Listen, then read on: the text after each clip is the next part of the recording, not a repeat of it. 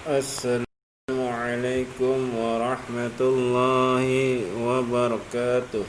Alhamdulillah, alhamdulillahi rabbil alamin. Asyhadu an la ilaha illallah wahdahu la syarikalah wa asyhadu anna Muhammadan abduhu wa rasuluhu. Rabbi a'udzu bika min hamazati syayatin wa a'udzu bika rabbi yahdurun. Alhamdulillah, alhamdulillahi rabbil alamin. Asyhadu an la ilaha illallah wahdahu la syarikalah wa asyhadu anna Muhammadan abduhu wa rasuluh.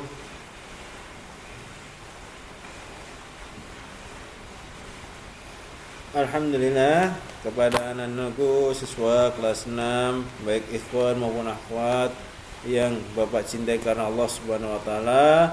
Kaifa halukum? Mudah-mudahan di pagi hari ini walaupun dalam keadaan hujan, insyaallah tidak mengurangi semangat kita memanfaatkan nikmat-nikmat Allah, yaitu nikmat kesehatan, nikmat Islam, dan nikmat iman, sehingga di pagi hari ini kita bisa memulai kegiatan dengan mendekatkan diri kepada Allah Subhanahu wa taala, yaitu dengan cara beribadah kepada Allah Subhanahu wa taala, berdoa, berzikir kepada Allah Subhanahu wa taala agar diberikan kemudahan dan diringankan ujian kita di dunia ini. Ya.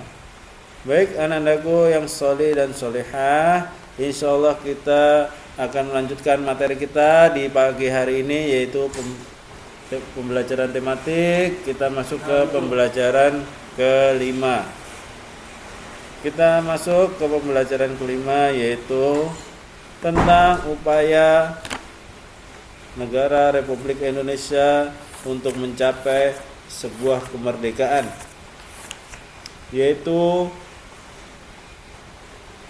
melakukan perjuangan mempertahankan kemerdekaan Indonesia melalui diplomasi. Anak-anakku yang solih dan solehah, apakah yang kalian tahu apa yang dimaksud dengan perjuangan secara diplomasi?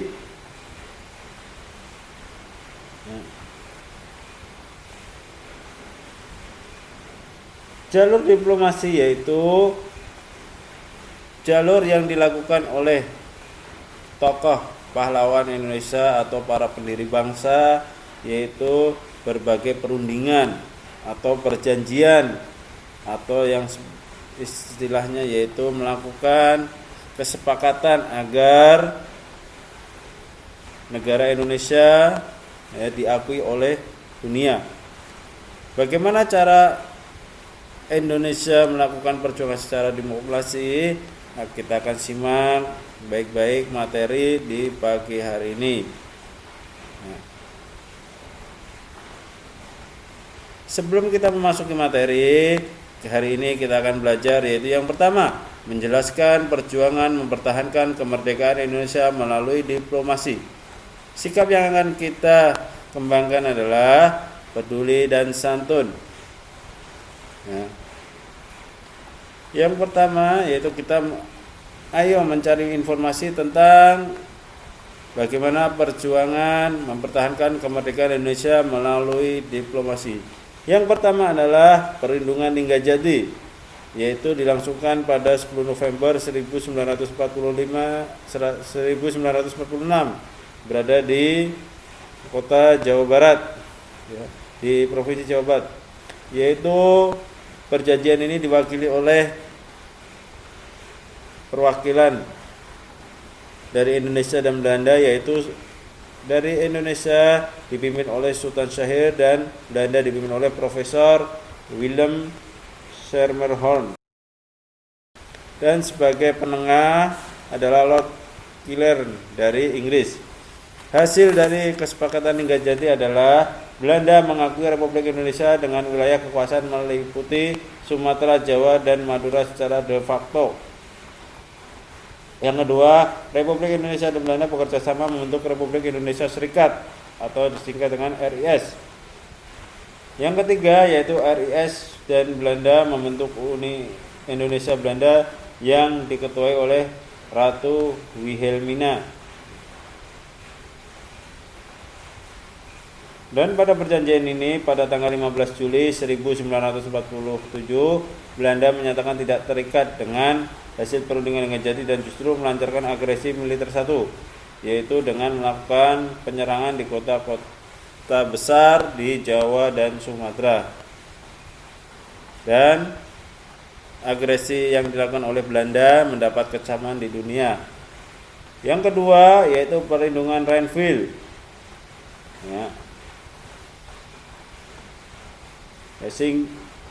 Perlindungan Rhinefeld ini adalah kelanjutan dari perlindungan Linggadjati yang dilanggar oleh Belanda, sehingga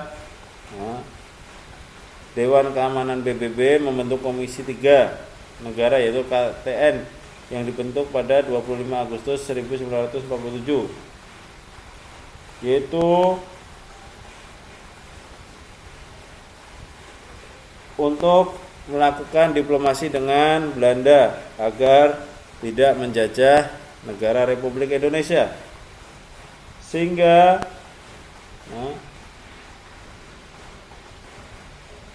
dilanjutkanlah yaitu perundingan Rhinefeld yang ditandatangani pada 17 Januari 1948 dengan hasil yaitu yang pertama, pihak Indonesia menyetujui dibentuknya negara Indonesia Serikat. Yang kedua, Belanda bebas membentuk negara federal melalui jajak pendapat. Yang ketiga, pasukan Republik Indonesia yang berada di daerah kantong harus ditarik. Daerah kantong adalah daerah di belakang garis Panmuk. Ini merupakan perundingan Rhinefeld. Yang selanjutnya adalah perundingan Rohm-Royen. Perundingan ini diambil dari nama ketua yang mewakili masing-masing negara, yaitu Mr. Muhammad Rohm dari Indonesia dan Dr. J.J. van Rooyen dari Belanda. Yang dimana di sini perjanjian ditandatangani pada 7 Mei 1949. Isinya sebagai berikut. Yang pertama, Indonesia menghentikan perang gerilya, yaitu perang dengan secara sembunyi-sembunyi. Yang kedua, Belanda menghentikan aksi militer dan membebaskan tahanan politik.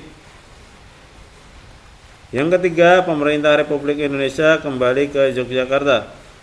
Yang keempat, kedua negara turut serta dalam konferensi meja bundar yang bertujuan mempercepat penyerahan kedaulatan kepada negara Indonesia Serikat. Yang keempat yaitu adalah konferensi inter-Indonesia, yaitu konferensi ini diadakan untuk menyatukan pandangan politik dalam upaya menghadapi Belanda di konferensi meja bundar. Yaitu konferensi ini dilakukan dalam 2 tahap, yaitu tahap pertama pada 19 sampai 22 Juli 1949 di Yogyakarta dan tahap kedua yaitu pada 31 Juli sampai 3 Agustus 1949 di Jakarta. Hasil dari konferensi ini adalah yang pertama, Angkatan Perang Republik Indonesia Serikat atau disingkat dengan APRIS merupakan angkatan perang nasional. Yang kedua, TNI merupakan kekuatan inti APRIS. Yang ketiga, pertahanan negara akan menjadi tugas dan hak pemerintah RIS. Yang terakhir atau yang kelima yaitu konferensi meja bundar dilaksanakan di Den Haag, Belanda dan mencapai kesepakatan pada 2 November 1949 dengan hasil diantaranya adalah yang pertama, Belanda akan menyerahkan kedaulatan kepada Republik Indonesia Serikat. Yang kedua, penyelesaian Irian Barat akan ditunda selama 1 tahun. Yang ketiga, kerajaan Belanda akan membentuk Uni Indonesia Belanda. Yang keempat, yaitu Indonesia akan membayar utang-utang Belanda sejak 1942. Hasil dari KMB menunjukkan adanya penyerahan kedaulatan kepada pemerintah Indonesia. Dan penandatanganan naskah kedaulatan Indonesia ditandatangani pada 27 Desember 1949 secara bersama di Belanda dan di pusat pemerintahan Indonesia dikembalikan ke Jakarta setelah ditinggal selama hampir 4 tahun. Ini merupakan ya perundingan yang dilakukan untuk mencapai dan mempertahankan kemerdekaan Republik Indonesia.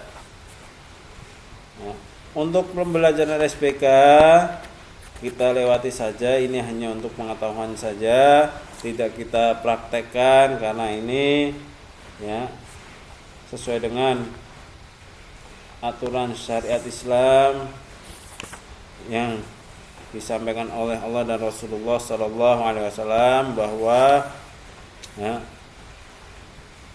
kegiatan SPK yang ada di buku ya ini kita tidak diajarkan sekedar kalian ya, karena kita tidak mempraktekkan yang melanggar syariat agama. Kita lanjut lagi masuk ke pembelajaran ke-6, yaitu silahkan kepada anandaku yang solih dan solehah, perhatikan gambar-gambar yang ada di buku paket ya. Gambar-gambar yang ada di buku paket silakan perhatikan di halaman 76. Barulah kalian ya. Barulah kalian bisa menjawab pertanyaan yang ada di buku juga atau di dalam rekaman video ini. Apakah terdapat nilai persatuan dan kerjasama dalam kegiatan-kegiatan tersebut yang ditunjukkan pada gambar?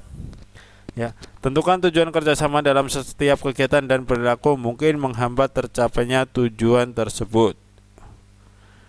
Hari ini kita akan belajar yang pertama adalah menyajikan contoh tentang manfaat persatuan dan kesatuan dalam masyarakat NKRI. Yang kedua, menuliskan kesimpulan cerita. Sikap yang kita kembangkan adalah peduli, santun, kreatif. Ya. Kita masuk ke muatan bahasa Indonesia, yaitu menyajikan contoh tentang manfaat ya. Kita masuk muatan bahasa PKN, maksudnya pendidikan, kewarganegaraan dan Pancasila, yaitu menyajikan contoh tentang manfaat persatuan dan kesatuan dalam masyarakat NKRI. Silahkan anandaku bacalah cerita pada halaman 76 di buku dengan teliti, dengan membaca perlahan ya, dan sesuai dengan tanda baca ya. Selanjutnya kalian bisa membuat naskah drama dari cerita tersebut. Setelah itu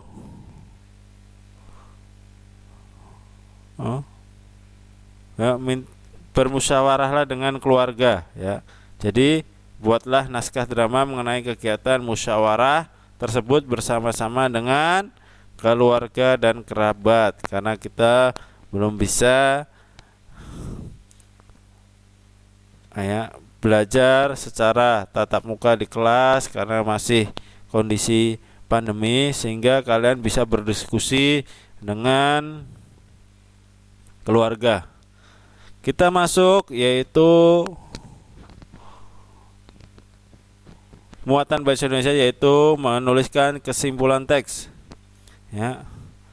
Silahkan dibaca teks, yaitu tentang konferensi meja bundar sebagai sarana penyelesaian pertikaian, yang berada di halaman buku di halaman 77 ya. Afwan, bukan halaman di 76 tetapi di halaman 77.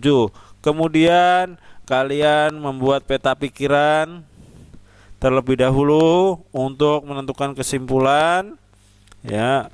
Jadi pertama adalah mencari informasi berdasarkan teks konferensi meja bundar sebagai sarana penyelesaian pertikaian dan menjawab pertanyaan-pertanyaan sesuai dengan pertanyaan peta pikiran, yaitu menggunakan adik Simba.